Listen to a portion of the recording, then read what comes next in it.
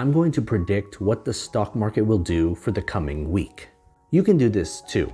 I'm going to look at the Relative Strength Index because it gives me a number based on investor sentiment that which I can anchor to.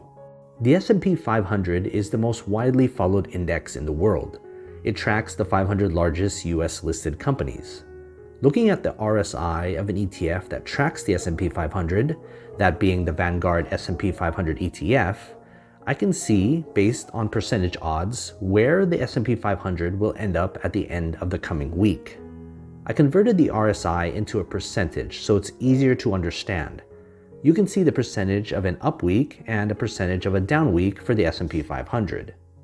The Dow Jones Industrial Average is an index of 30 blue chip stocks, all of which are part of the S&P 500, but at a more concentrated level. The ETF that tracks the Dow Jones is the SPDR Dow Jones Industrial ETF Trust. So based on the RSI, I can see the odds of the Dow being up next week and the odds of it being down. So if you're focused on these blue chips, I'd start with the Dow. Next is the NASDAQ 100, which is a subset of the NASDAQ. These track the 100 largest companies in the NASDAQ, with some being in the S&P 500. There's an overlap here. The ETF tracking the 100 is the Invesco QQQ Trust Series A, and looking at its RSI, we can see the odds of an up week and inversely the odds of it being a down week by the end of the coming week.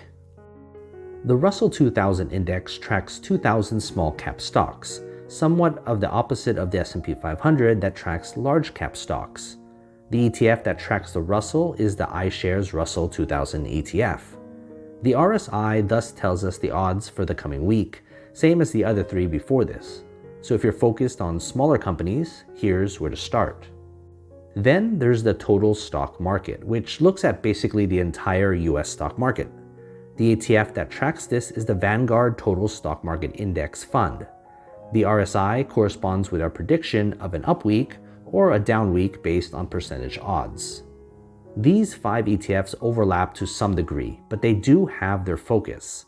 So here you see the average RSI total for the S&P 500, the Dow Jones, the NASDAQ 100, the Russell 2000, and the total stock market, in order to get a complete prediction of the coming week, taking into account the magnitude of stocks in multiple indexes. Of course, this isn't a 100% guarantee of the coming week. At any time, something unexpected may happen and change the odds at either direction. That's why a predictive model like this should cross the 80% threshold to give some sort of confidence. Invest wisely, and as always, take care of your money.